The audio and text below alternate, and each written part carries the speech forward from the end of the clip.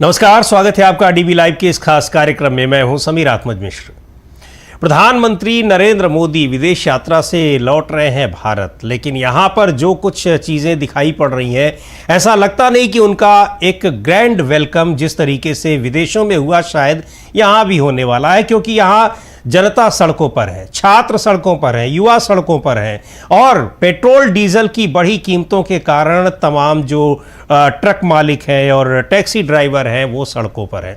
यही नहीं, social media पर भी सरकार के खिलाफ आक्रोश और जो एक गुस्सा है वो भी दिखाई पड़ रहा है कि किस तरीके से व्यवस्था से नाराज है देश की युवा आबादी और इसकी नाराजगी की वजह से सरकार कैसे परेशान है। इसका एक उदाहरण है आनन फानन में जब सुप्रीम कोर्ट के मुख्य न्यायाधीश जस्टिस सूर्यकांत ने एक टिप्पणी की बेरोजगार युवाओं को लेकर। हालांकि बाद में उन्होंने कहा कि उनकी टिप्पणी को गलत तरीके से पेश किया गया, लेकिन उन्होंने जो कुछ भी कहा अपनी टिप्पणी में सुप्रीम कोर्ट में, वो सबने देखा और सुना। और उसमें जो बेरोजगार युवाओं की तुलना उन्होंने कॉकरोच से की, उस कॉकरोच से प्रेरित होकर एक नई पार्टी बन गई, एक कैंपेन चला जिसका नाम रखा गया कॉकरोच जनता पार्टी। और देखते ही देखते सोशल मीडिया पर इसके फॉलोअर्स करोड़ों की संख्या डांकने लगे और जब करोड़ों की संख्या लांग गए तो ये करोड़ों की संख्या इंस्टाग्राम पर बीजेपी और कांग्रेस जैसी राजनीतिक पार्टियों से भी ज्यादा हो गई।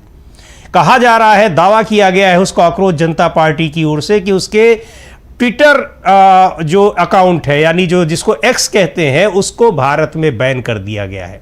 तो आखिर क्यों, ऐसा क्या हो गया? इस कॉकरोच जनता पार्टी को बैन करने के पीछे क्या वजह हो सकती है? लेकिन सच्चाई यह है कि युवाओं की नाराजगी, युवाओं का आक्रोश और युवाओं के भीतर जो इस समय तमाम चीज़ों की वजह से, तमाम मुद्दों की वजह से, खासकर अभी जिस तरह से नीट का पेपर आउट हुआ, परीक्षा कैंसिल हुई और नए सिरे से परीक्षा हो रही है, उसको देखते हुए ये साफ है कि युवाओं की नाराजगी सरकार को लेकर और व्यवस्था को लेकर बढ़ती जा रही है। ये नाराजगी नहीं बल्कि अब ये गुस्से में तब्दील हो गई है। इस मुद्दे पर बात करते हैं, हमारे साथ राजनीतिक विश्लेषक प्रोफेसर अखिल स्वामी जी हैं। उनसे जानने की कोशिश करेंगे कि ये सब क्या हो रहा है। एक कैंपेन सर, एक कैंपेन शुरू होता है, विदेश में रहकर कोई युवा चला रहा है, या मान लीजिए कि उसमें बहुत सारे युवा यहाँ के हों और वो सोशल मीडिया पर एकाएक उसको इतनी स्वीकृति मिलने लगे, उसको सरकार बैन कर देगी। या सरकार के ऊपर ब्लेम करना इसलिए बनता है क्योंकि आखिर बैन करने की वजह क्या हो सकती है? उसका दावा है कि सरकार ने बैन करा दिया क्योंकि बड़ी संख्या में युवा उस कैंपेन के प्रति आकर्षित हो रहे थे। और ये जो तस्वीर हम लोग देख रहे हैं, तमाम जगहों से तस्वीरें आ रही हैं, छात्र सड़कों पर हैं, टैक्सी ड्राइवर सड़कों पर है, महंगाई बढ़ रही है। ये सब क्या चीज दिखा रहा है कि एक तरफ युवाओं का गुस्सा और दूसरी तरफ सरकार की सख्ती, लेकिन गुस्से की वजह के पीछे जाने की सरकार कोशिश नहीं कर रही है। क्या लगता है आपको? नहीं, देखिए मिश्रा जी, मैं तो ये मानता हूं, मान लीजिए आपके बेटे ने या मेरे बेटे ने इंजीनियरिंग की। अच्छा, इंजीनियरिंग कॉलेज को मान्यता किसने दी? सेंट्रल गवर्नमेंट ने दी, स्टेट गवर्नमेंट मशीनरी ने दी, सरकार ने दी। इंजीनियरिंग कॉलेज में वाइस चांसलर आपने आरएसएस के लोग बिठा दिए, टीचर्स वहां पे अनक्वालिफाइड टीचर्स बिठा दीजिए। चलिए, वो आपका मामला था, आपने यूजीसी में हर जगह अपने लोग बिठा के जो भी किया सो किया। अब ये बताइए, एक छात्र जिसने एमए किया या बीए किया या बीएससी किया या कोई भी कोर्स किया किसी यूनिवर्सिटी से जो recognised by the government of India है, अगर वहां पे आपने उसको डिग्री दे दी, अब इंजीनियरिंग कर लिया आदमी ने, एमए कर लिया, बीए कर लिया, माने आपने ही दी ना, सरकार ने दी ना। इसका माने आप, सरकार ये समझती है वो योग्य है और डिग्री पास करने योग्य है। अच्छा, उसे आपने डिग्री सरकार ने दे दी, फिर आप ये कहते हैं, और फिर आप देखते हैं जब बच्चे नौकरी मांगते हैं तो बहुत सारे प्रेमी भक्त लोग ऐसा कहते हैं कि साहब इन बच्चों को तो कोई नॉलेज ही नहीं है, दे डोंट नो एनीथिंग, इनको कुछ नहीं आता। अरे भैया, अगर इनको कुछ नहीं आता तो तुमने पास क्यों किया? मशीनरी किसकी है? बच्चों के परिवार की मशीनरी है क्या जी? भाई, ये तो तुम्हारी सरकारी मशीनरी है, तुमने उसको पास किया, तुमने उसको डिग्री दी और उसके बाद कहते हो ये बच्चा योग्य नहीं। इसका माने तुम्हारे टीचर अयोग्य हैं, तुम्हारा सिस्टम अयोग्य है, तुम्हारा सिस्टम इनकॉम्पिटेंट है। अगर तुमने डिग्री दे दी तो उसके बाद नौकरी देना किसका काम था? नौकरी देना उसके पिता का काम तो नहीं था, बच्चे का जो पढ़ने आया था, ये तो सरकार का काम था। अच्छा, मोदी जी ने यह भी कहा था 2013-14 में कि 2 करोड़ नौकरी हर साल देंगे। आपने कहा था तो 12 साल हो गए, 24 करोड़ बच्चों को अगर नौकरी मिल जाती तो ये समस्या ही ना होती। अच्छा, सरकार की अकर्मण्यता की वजह से, नाकामी की वजह से, निकम्मेपन की वजह से अगर बच्चों को नौकरी नहीं मिलती और आपके इंजीनियरिंग कॉलेज और यूनिवर्सिटीज ऐसे बच्चों को पास कर देती हैं जो इनकॉम्पिटेंट हैं, इसका माने यूनिवर्सिटी को ब्लेम करना चाहिए, उनको बंद करना चाहिए, उनको दंड देना चाहिए। बच्चों को कॉकरोच कहने का क्या मतलब है? अच्छा, इसका मतलब देखिए अब साफ साफ है, जैसे कल भी हम डिस्कस कर रहे थे, ट्रकर्स स्ट्राइक पे चले गए, जो 3 व्हीलर्स वाले हैं वो स्ट्राइक पे चले गए जी, जो बाकी रोड पूरा सिस्टम ठप हो गया है। अब ये बताइए आप अभी तक तो सरकार के बारे में सोचते हैं, मोदी जी ने बड़ा अच्छा किया, वहां जाके उन्होंने बेलोडी खिलाई, वहां देखिए उनका कितना स्वागत हुआ। भैया ये बताइए, एक गरीब आदमी जो 14-15 हजार रुपए महीने कमाता है, अगर उसकी लागत 10% आप बढ़ा देते, दूध के दाम आपने बढ़ा दिए, ब्रेड के दाम आपने बढ़ा दिए, पाव भाजी के दाम आपने बढ़ा दिए, जो छोटे छोटे ढाबे चलाते हैं और सड़क के किनारे खोमचे लगाते हैं, उनका कमर्शियल सिलेंडर 10 डबल दाम पे कर दिया, तेल के दाम 30% बढ़ा दिए। इसके बावजूद अगर वो संघर्ष कर रहा है, उसको कुछ कष्ट हो रहा है, तो आप उसे ज्ञान देते हैं कि साहब ये बचा लो, वो मत खर्च करो, ऐसा मत करो, वैसा मत करो, और उसके बाद उड़ के आप विदेश चले जाते हैं। फिर आपने हिंदुस्तान के अंदर अड्डे बना दिए, हवाई अड्डे, उत्तर प्रदेश के अंदर साहब 6 अड्डे बना दिए, साहब 7 अड्डे बना दिए। और मिश्रा जी आपको पता होगा, जहाज नहीं उड़ते हैं बहुत सारे अड्डों पे। 7 हवाई अड्डों में 6 हवाई अड्डे ऐसे हैं जिनमें कोई उड़ानी नहीं हो रही है। अच्छा, अब आपने ये अड्डे बना दिए, लाखों करोड़ों रुपए खर्च कर दिए, उसमें कमीशन खा लिया, उसमें मिलावट कर ली, 1000 करोड़ के प्रोजेक्ट में 50 करोड़ का माल लगा, 50 करोड़ आप खा पी गए। अच्छा, उसके बाद एक नया शगुफा आप देखिए, भाई ट्रकर्स क्या कह रहे हैं, वो कह रहे हैं कि भैया अगर ये समस्या है तो ये समस्या केवल हम शेयर क्यों करें, सरकार क्यों नहीं शेयर करती? भाई दुख तो मिल बांट के बांटा जाता है ना जी। अच्छा, ट्रकर्स कह रहे हैं चलिए थोड़ा हिस्सा हम बांटते हैं, आप कम से कम टोल हटा दीजिए। टोल नहीं हटाएंगे, वो 2 लाख करोड़ पर मंथ का लेते। अच्छा, एक नया शगुफा और छोड़ दिया है, जनता को उसके बारे में अवगत हो जाना चाहिए। आप कह रहे हैं एथेनॉल जो है वो 20% मिलेगा पेट्रोल में, अभी तक 10% मिलता था, अब गन्ने का जूस उसमें मिलाएंगे, फिर उसे देखिएगा थोड़े दिन में 50% कर देंगे।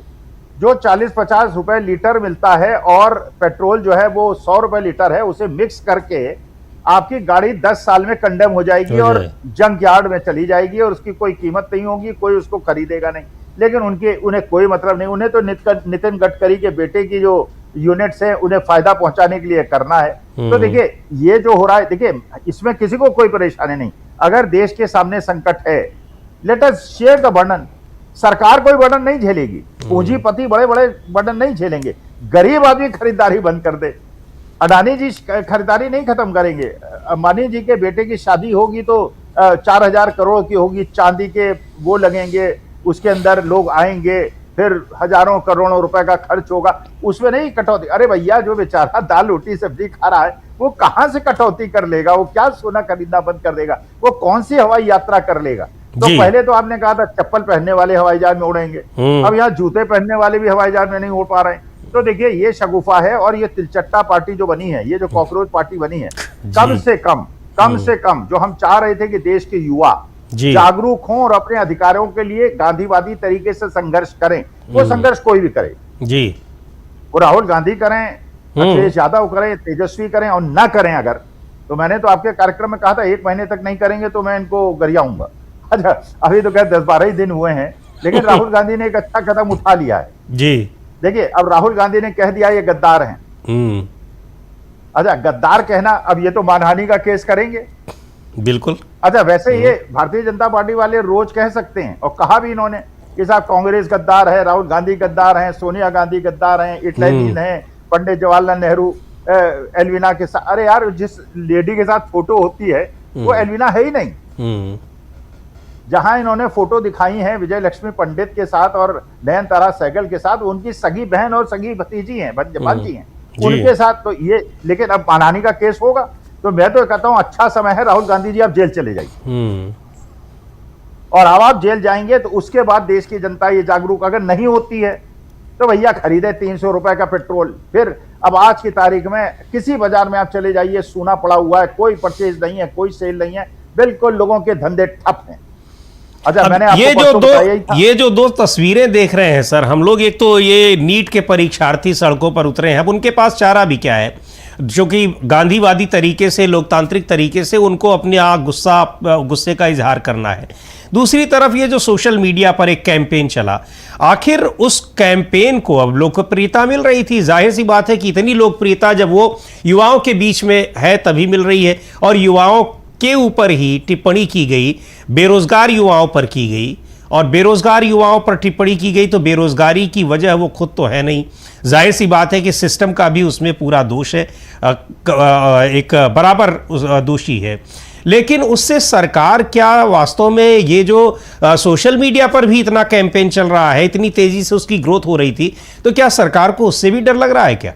वो तो कोई एक तरह से आभासी मीडिया है, कोई है भी नहीं कि हाँ उसमें 1 करोड़ लोग उसके मेंबर हो गए हैं। अब सोशल मीडिया पे कुछ एक अकाउंट से कई सारे बने होंगे, जो भी है वो वास्तविक संख्या तो है नहीं, लेकिन वहां की संख्या देखकर भी क्या सरकार डर गई क्या, जो उसके एक्स हैंडल को, ट्विटर हैंडल को बैन कर दिया गया? नेपाल के अंदर भी सरकार डरी थी, नेपाल के अंदर भी दमन हुआ था। फिर उसके बाद क्या हुआ था जी भाई, दूसरों के बारे में? फिर बांग्लादेश में क्या हुआ था? बांग्लादेश के अंदर शेख हसीना ने इलेक्शन रिग किया था, अपने अपोजिशन पार्टीज को बैन कर दिया था और इलेक्शन बेईमानी करके जीत लिया था। फिर उसके बाद एक राष्ट्रीय सेठ के साथ एक पावर प्रोजेक्ट कर लिया था, ज्यादा दाम पे बिजली खरीद के बांग्लादेश के लोगों को ठगा था, और झारखंड की जमीन गई थी, झारखंड को पॉल्यूशन मिला था, और राष्ट्रीय सेठ को एक्सपोर्ट ओरिएंटेड यूनिट का पहली बार हिंदुस्तान में किसी पावर प्रोजेक्ट को एक्सपोर्ट ओरिएंटेड यूनिट का, नेप्स का, स्पेशल इकोनॉमिक जोन का स्टेटस मिला था, और कस्टम ड्यूटी में उसको फायदा मिला था। तो उसका नतीजा क्या हुआ? उसका नतीजा क्या हुआ? बांग्लादेश में नतीजा क्या हुआ? नेपाल में नतीजा क्या हुआ? भाई ये हजारों लाखों लोग। अच्छा, अब ये देखिए, एक वर्ग को तो आप दबा लेंगे, जैसे ये कब करते हैं, किसानों का आंदोलन हुआ तो कहेंगे ये किसान नहीं है, ये तो खालिस्तानी है। अगर आदिवासी करेंगे तो कह देंगे आदिवासी नहीं है तो नक्सलाइट हैं। अगर पढ़े लिखे लोग करेंगे, कहेंगे पढ़े लिखे नहीं है तो अर्बन नक्सल है। मतलब ये श्रेणी में बांट। लेकिन अब क्या हो गया इनके साथ, मुश्किल क्या हो गई है, हर वर्ग संघर्ष कर रहा है। युवा अपने नीट एग्जाम के लिए कर रहे हैं। अच्छा, जो ट्रकर्स हैं, अब बताइए, टोटल 90 लाख ट्रक्स हैं हिंदुस्तान भर में, 17 लाख ट्रक के चक्के जाम है। अगर 90, वो कह रहे हैं हम 2-3 दिन में पूरे हिंदुस्तान में जाम कर देंगे जी। अगर 90 लाख ट्रक जाम हो गए तो क्या होगा देश का? अच्छा, उधर ट्रकर्स आ गए, इधर ये कॉकरोच तिलचट्टे आ गए, उधर स्टूडेंट्स आ गए, उधर किसान आ गए। अरे भैया, तुम्हारे पास कितनी पैरामिलिट्री फोर्स आर्मी है, वो यहीं लगा दोगे क्या हिंदुस्तान में? पाकिस्तान और चीन से कौन लड़ेगा अगर वो घुस गए तो सेना को आप भेज रहे हैं वहां पे बंगाल के अंदर इलेक्शन जीतने के लिए। उसे रहना चाहिए बांग्लादेश और पाकिस्तान के बॉर्डर पे, वो इलेक्शन ले। तो देखिए, एक तरफ से अगर अब वो हो तब तो आप आइसोलेट कर सकते हैं, अब वो स्थिति नहीं रह गई है। तो मैं तो इस मूवमेंट का इसलिए समर्थन कर रहा हूं। अब बहुत सारे लोग डिस्कस कर रहे हैं इनका मकसद क्या है। हो सकता है कि ये बीजेपी द्वारा प्रायोजित हो, आरएसएस द्वारा प्रायोजित हो, कि अपोजिशन को कमजोर करने के लिए। मैं कह रहा हूं कुछ भी हो, व्हाटएवर इज द मोटिव, कम से कम देश की जनता जागृत तो हो रही है अपने अधिकारों के लिए। भाई, हम ही सारा शेयर बर्डन, हम अपने देश के लिए, भारत माता के लिए कोई भी बर्डन शेयर करने के लिए तैयार हैं, लेकिन अमीर भी तो शेयर करें। उनका तो कॉर्पोरेट टैक्स आप बढ़ा नहीं रहे। मैं उसी पे आ रहा था सर, मैं उसी पे आ रहा था कि ये जो कैंपेन है और वो पार्टी बन गई, नाम उसका रख दिया गया कॉकरोच जनता पार्टी है, वो तो दिखाई पड़ रहा है कि वो एक गुस्सा है, नाराजगी है, और जिसकी वजह से उसने अपना बना दिया और उसको इतना एक कह लीजिए कि समर्थन मिल गया। लेकिन क्या ये एक कोई कहीं से कोई संभावना इसकी दिखाई पड़ रही क्या कि ये सड़क पर उतर कर ये आंदोलन करेगी, ये कोई एक वास्तव में राजनीतिक पार्टी में तब्दील होगी? राजनीतिक पार्टी में तब्दील होगी तो क्या ये मौजूदा सरकार को ये चुनौती दे देगी? क्या ऐसा कहीं से आपको इसका आभास मिल रहा है क्या? क्योंकि अगर उसके एक्स अकाउंट को ब्लॉक किया गया है, बैन किया गया है, तो निश्चित तौर पर सरकार को इस बात का आभास होगा, या सरकार ऐसी आभासी चीजों से भी डर जाती कि लोग खड़े न होने पाए उसके खिलाफ, सोशल मीडिया पर भी न खड़े होने पाए? देखिए, जब सरकार भयभीत होती है तो अपनी परछाई से भी डरने लगती है। उसे रात में सपने में ये कॉकरोच दिखने लगते हैं। हो सकता है हमारे न्यायाधीशों को भी और सत्ता पक्ष के लोगों को भी रात में कॉकरोच दिखते हों, मुझे नहीं पता। लेकिन देखिए, मैं इस समय इस चीज को एनालाइज करने की इच्छा ही नहीं है मेरी कि इनका मकसद क्या है और क्या होगा क्या नहीं होगा, आई डोंट नो। मैं तो केवल ये चाहता हूं कि देश के गरीब लोगों को नौकरी मिले, हमारे जो व्यापारी हैं उनको रोजगार मिले। हर जगह तो मंदी है, हर जगह तो बुरी हालत है, लोग घर से निकल नहीं रहे, 46-47 डिग्री का टेम्परेचर पड़ रहा है, किसानों की हालत खराब है, बिजली पानी की कटौती हो रही है, हर आपके पड़ोसी से आपका झगड़ा हो रहा है, रुपया कमजोर पे कमजोर होता चला जा रहा है, आर्थिक स्थिति खराब होती चली जा रही है। तो भैया कोई भी हो, वही है ना कि कहीं न से तो आग निकलनी चाहिए, कहीं तो संदेश निकलना चाहिए, मेरे दिल में नहीं तेरे दिल में कहीं तो, और पत्थर उछालो आसमान में भी छेद हो सकता है, उस टाइप के जो हमारे यहाँ मुहावरे हैं। दुष्यंत कुमार की गजलें जी। हाँ, मेरे देश के लिए, मेरी भारत माता के लिए कोई तो संघर्ष करे। क्या हम जर्मनी बन जाएंगे, क्या हम इटली बन जाएंगे, क्या हम नॉर्थ कोरिया बन जाएंगे क्या, जहां पे प्रेस फ्रीडम पे एक लड़की अगर वहां पे प्रश्न पूछ लेती है, उसकी बिकनी में फोटो दिखा रहे हैं। अरे यार, विदेश में बिकनी मिश्रा जी कौन सी बड़ी बात है? नहीं, सवाल ये है कि अगर वो इस ड्रेस में कहीं बीच पर है भी, छुट्टी मना रही है, जो कुछ भी है, इससे उसकी पत्रकारिता पर क्या असर पड़ जाएगा? नहीं मतलब ये हमारे यहाँ लोगों की जो सोच है, खासकर जिन्होंने किया है, जिसका आप जिक्र कर रहे हैं, हमने भी उनके सोशल मीडिया पर टिप्पणी की है, तो हमारे समझ में नहीं आता कि इससे किसी की पत्रकारिता पर क्या असर पड़ जाएगा।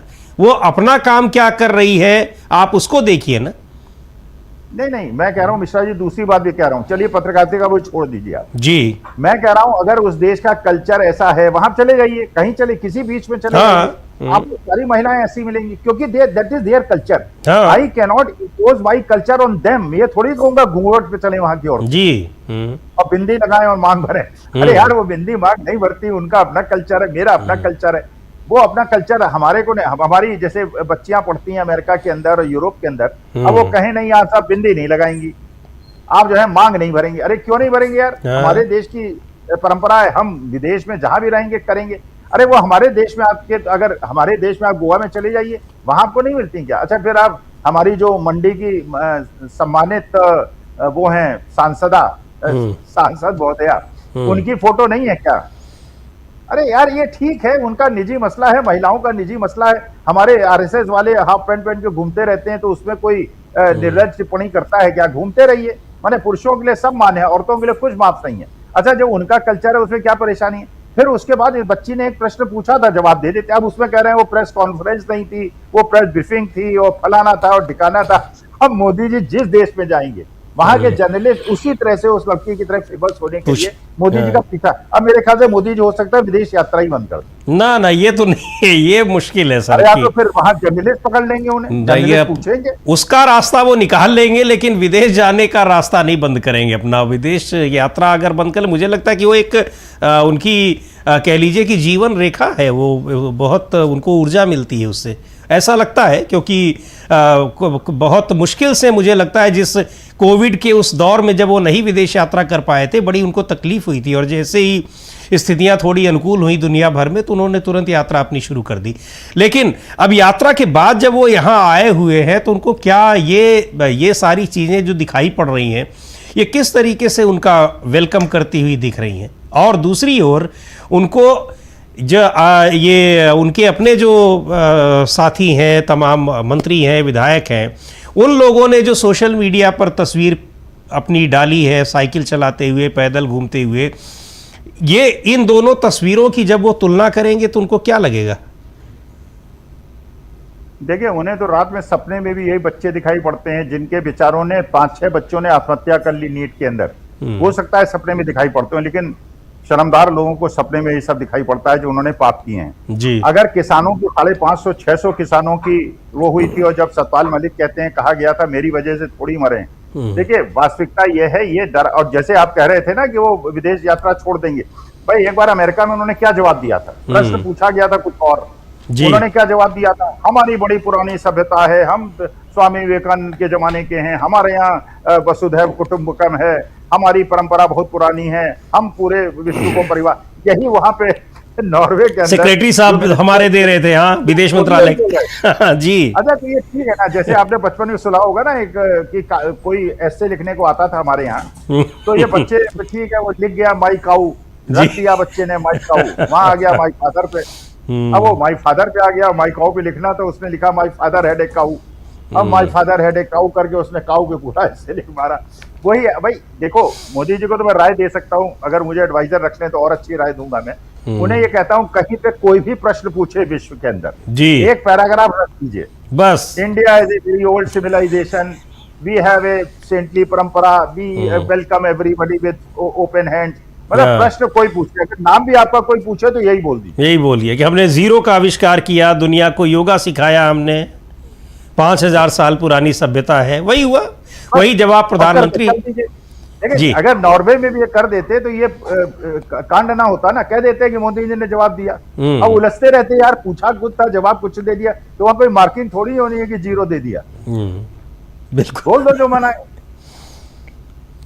लेकिन अब जो जिस तरीके का ये दिखाई पड़ रहा है सर, युवाओं का ये आंदोलन, मुझे आपको क्या लगता है कि ये युवा बहुत ही ज्यादा एक पीड़ा, गुस्सा, नाराजगी तो अपनी जगह है, लेकिन ये उनकी एक कहीं ना कहीं उनकी एक असहायता दिखाई पड़ रही है।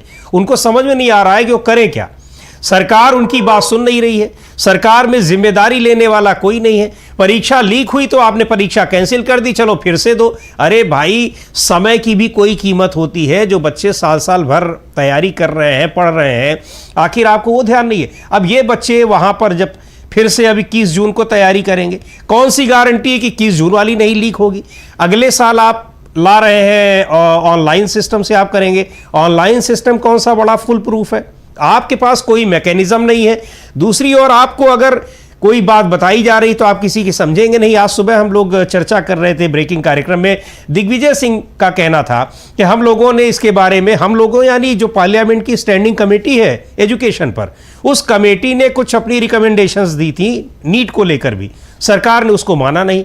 और मानने के पीछे, ना मानने के पीछे वजह बताई जा रही है कि ये विपक्ष के सांसद इसको चेयर कर रहे थे, इसलिए हम ये नहीं मानेंगे। अजीब टाइप की स्थिति है। अब इसको, ये सरकार चलाने का ये तरीका, इसको आप कहेंगे क्या नाम देंगे अगर आपसे पूछा जाए तो? देखिए मिश्रा जी, ये जो आपने कहा ना कि उन्होंने कहा एग्जाम दोबारा करा लेंगे, ये प्रश्न केवल ये नहीं है बच्चों ने जो मेहनत की थी वो बेकार चली गई। मैं तो वो देता हूं, एक चुनौती देता हूं, जो 5-6 बच्चों ने आत्महत्या की है उनके बच्चे माँ बाप को वापस कर दीजिए, फिर जो मानेंगे हम आपकी बात मान लेंगे। उन बच्चों की मौत का जिम्मेदार कौन है, वो जवाब कौन देगा जो उन बच्चे मर गए और उनके माँ बाप बेचारे बिलखते रह गए कि उनके बच्चे चले गए, उनका जवाब कौन देगा? बिल्कुल। देखिए सीधी सी बात है, हमने तो इंदिरा गांधी इमरजेंसी में भी विरोध किया था, हमारे पूर्वजों ने अंग्रेजों का भी विरोध किया था। वो बात दूसरी है कि कुछ लोग अंग्रेजों की चाटुकारिता कर रहे थे और दलाली कर रहे थे, लेकिन हमारे पूर्वज तो लड़े थे। हम तो हर अन्याय के खिलाफ लड़ेंगे। हम राजनीतिक लोग नहीं है, हमें कोई राजनीतिक प्रतिबद्धता नहीं है। जो हमारे बच्चों का, हमारे देश का भविष्य धूमिल करेगा, हम उसके खिलाफ लड़ेंगे। अब बुढ़े हो गए, 74 साल की उम्र हो गई है, लेकिन तब भी अपने देश के लिए, अपने बच्चों के लिए, अपने समाज के लिए, अपने देश के भविष्य के लिए प्राण देने के लिए त्याग बैठे हुए हैं। तो बच्चे जो हैं अपने अधिकार मांगे, और ये लोकतांत्रिक रूप से चलता हुआ देश है, इसके अंदर अधिकार मांगना आपका अधिकार है, और हमारे आपके जो आग्रह हैं उसको पूरा करना सरकार का कर्तव्य है। मांगिए, और अगर आप गलत बात नहीं कर रहे हैं, क्या मांग रहे हैं आप? नौकरी तो मांग रहे हैं ना, आप यही तो कह रहे हैं, ट्रकर्स यही तो कह रहे हैं कि भाई टोल टैक्स हटा दीजिए। टोल टैक्स क्यों नहीं हटा रहे हैं? पूंजीपतियों के ऋण क्यों माफ कर रहे हैं? 14 लाख करोड़ जो माफ किया है, गटाई पकड़ के उनका निकाल क्यों नहीं देते 14 लाख करोड़ रुपए? उन बड़े बड़े पूंजीपतियों के लिए, वो विजय माल्या, ललित मोदी, नीरव मोदी, मेहुल चोकसी, वो विदेश में हैं, उनको नहीं पकड़ के ला सकते। और यहाँ एक बेचारा किसान 50,000 का लोन डिफॉल्ट कर देता है, उसको सड़क पर घसीटते हुए, मारते हुए ले जाते हैं आप। गरीबों के साथ अन्याय और अमीरों के लिए सब माफ। देखिए ये नहीं चलेगा देश के अंदर। ये देश जो है, हम साझा देश है, 145। फिर अब आपने सुना अभी नीचे जो आपका चल रहा है, इसी में जी मौलाना असद मदनी ने कह दिया है कि गाय को राष्ट्रीय पशु घोषित कर दिया जाए।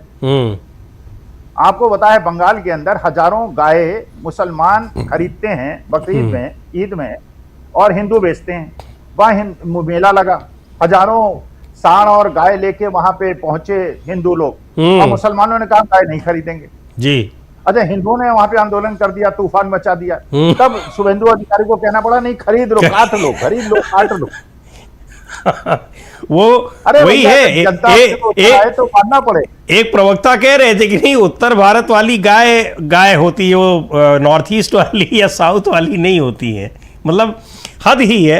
वहाँ पश्चिम बंगाल में जाकर आप मछली खाते हुए प्रचार करेंगे और यहाँ कहेंगे कि मीट की दुकानें बंद रहे, गजब का है। लेकिन सर एक और महत्वपूर्ण बात है, आप अधिकारों की बात कर रहे हैं, संविधान में हमारे अधिकारों की बात की गई है।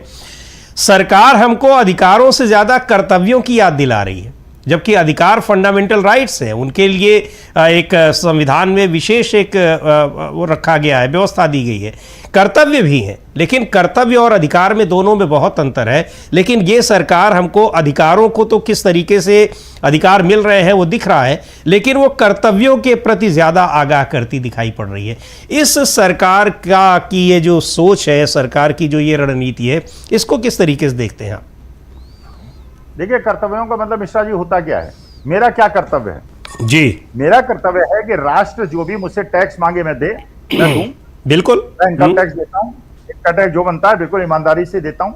हाउस टैक्स देता हूँ, बिजली का बिल देता हूँ, पानी का बिल देता हूँ, टोल टैक्स देता हूँ, हर टैक्स देता हूँ जो सरकार मुझसे चाहती है। यही तो मेरा कर्तव्य है ना। मैंने कर्तव्य की उल्लंघना कहाँ की? जो करता है उसे आप जेल भेज देते हैं, उस पर कानूनी कार्रवाई करते हैं। तो अपने कर्तव्यों की अवहेलना कहाँ कर रहे हैं? सरकार अपने कर्तव्यों की अवहेलना कर रही है। सरकार को जो हमें नौकरी दी थी, हमारे व्यापार, अब देखिए आप, पहले तो इन्होंने दुकानें तोड़नी शुरू की दिल्ली के अंदर जी। अच्छा, उसके बाद जो दुकानों के सामने बैठने वाले, फुटपाथ पे बैठने वाले छोटे छोटे दुकानदार थे, उनको पीटना शुरू कर। तुम इस दिन बैठोगे, इतने घंटे बैठोगे, इतने इंच में बैठोगे, उतने फीट में बैठोगे। माने ये जिसको चाहे लाठी लेके हाँक लें, जिसको चाहे तोड़ दें, जिसको चाहे पीट दें।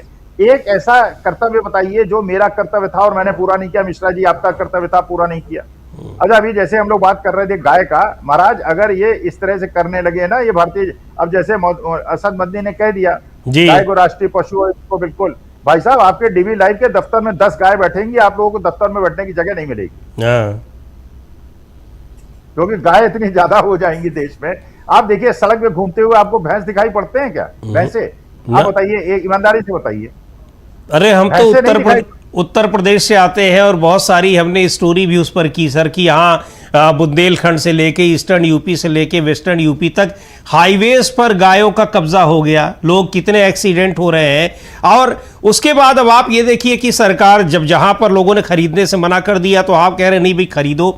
तो एक जो कोई पॉलिसी बनती है, कोई नियम बनता है, कोई कानून बनता है, तो उसके पीछे एक प्रॉपर सोच होती है, स्टडी होती है, रिसर्च होती है। लेकिन यहाँ पर एक झटके में आपने कह दिया कि ऐसा होना है। अच्छा, ऐसा अगर हो भी गया तो उसके लिए आपके पास कोई प्लानिंग नहीं है। अब गाय है, अब आप गायों की इतनी दुर्दशा होती है, उनकी इतनी बेकदरी होती है। मैंने कितनी गौशालाएं देखी हैं, वहाँ पर गाय मर जाती हैं और उनको जेसीबी मशीनों से वहीं दफना दिया जाता है, बहुत बुरी तरीके से। ये हम अपनी आंखों देखी बातें बता रहे हैं, रिपोर्ट की हैं हमने। तो आखिर आप गायों को, जिसको आप माता कह रहे हैं, माता का दर्जा दे रहे हैं, उसकी इतनी बेकदरी क्यों कर रहे हैं? जो एक प्राकृतिक सिस्टम है, आप उसके तहत उनको भी जीने का हक होना चाहिए। और एक, या तो आप उसकी कोई योजना बनाइए, कोई योजना आपके पास है नहीं।